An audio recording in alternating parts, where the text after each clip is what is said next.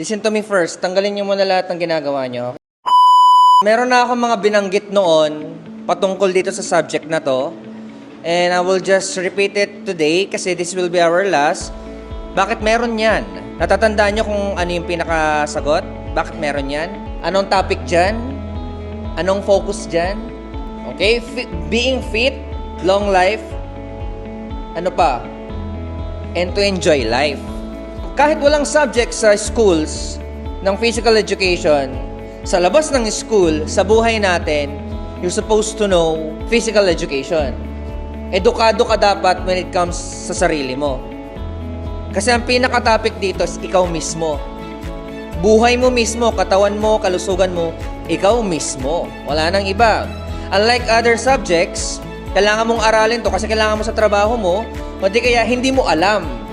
Kailangan mong matutunan. Kailangan mong masubukan. Okay? Pero sometimes yung subject na yan, di ba nga sa mga hindi nag-aaral, hindi naman nila napag-aaralan yan. Yung nasa labas ng school, so hindi nila nalalaman.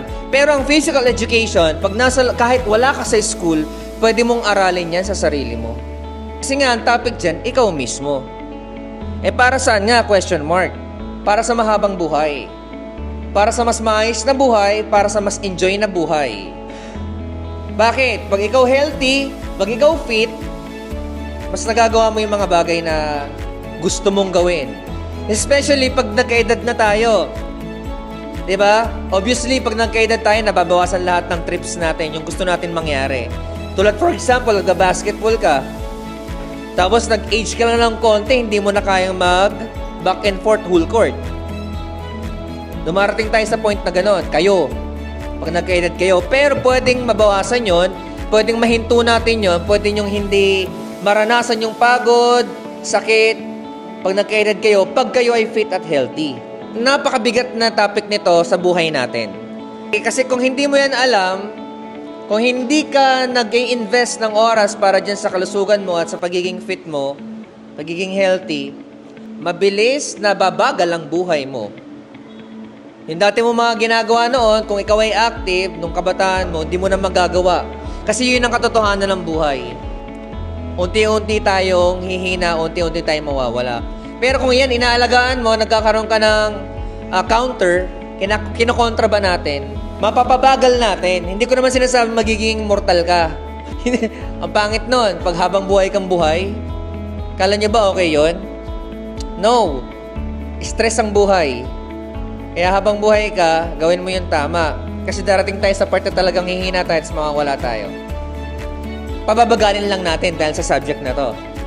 Obviously, yung pinagawa kong yon, ngayon nyo lang siya ginagawa. How about without this subject? Paglabas natin, ano ng trip ninyo? Totoo, naniniwala ko, teenager pa lang kayo. Marami pang nangyayari, marami pa kayong trips. Okay, pero sa age na yan, maganda rin dyan pa lang sinisimulan nyo na yung tama. Hindi porket di mo nararamdaman na hindi ka pa mahina or wala kang sakit, go with the flow sa trips na hindi naman dapat. Like bisyo, like puyat, like sedentary lifestyle, hayahay, upo lang nood, kain ng kain, etc. Games. Lalo sa generation ninyo. So, ulit-ulitin ko to sa inyo, yun at yun ang punto ng physical education. Physical education. Kasi yung salitang physical education, PE, naging pangit na sa iba eh.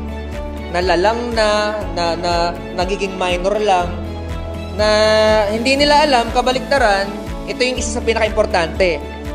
Kahit gaano kalakas ang utak mo, kung mahina ang katawan mo, hindi ka kompleto, guys. Wala namang perpekto talaga, pero balansahin natin. Meron ka nito, meron ka rin ito. Naniniwala din ako, may mga kasabihan ng isa sa inyo, may mga opinion. This is my life, I don't care.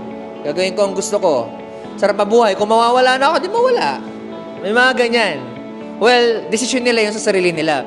Pero yung sinasabi ko kasi in general, pangkalahatan, lalo dun sa mga taong gusto pang ma-enjoy ang totoong buhay, magkapamilya, magkaanak, makita yung anak na graduate, makabanding yung anak, alam niyo yun? Makalaro, makabasketball yung anak, mag-travel. Tandaan nyo, pag kayo nag-retire sa pagkatrabaho ninyo, ano mangyayari sa buhay nyo? Yes, may pera ka nga, pero kaya mo pa bang gumawa ng mga trips na gusto mo? Mas masarap ang buhay pag ikaw ay retired na, may pera ka na, pwede mo magawa lahat. Yun nga lang, kumusta yung katawan mo, kaya mo pa ba? Kaya mo pa ba?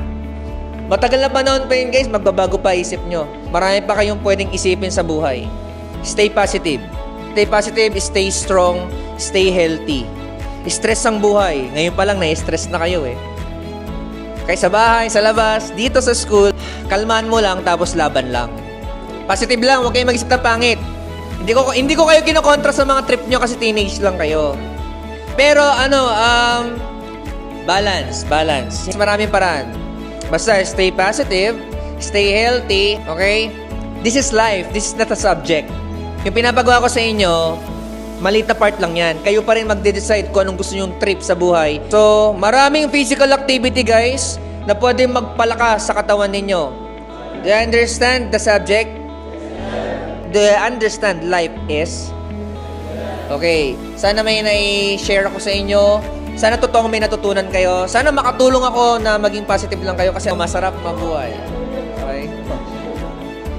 Relax ang buhay. Balang araw, kikita kayo ng maraming pera. Gamitin nyo sa maayos. Tulungan nyo pamilya nyo. Palakasin nyo katawan nyo. Mag-business kayo. Magpayaman kayo. Tapos pag retired na kayo, malakas kayo, may pera kayo, mas masarap ang buhay. Thank you for attending my subject, my class. Thank you so much and goodbye. Nice one.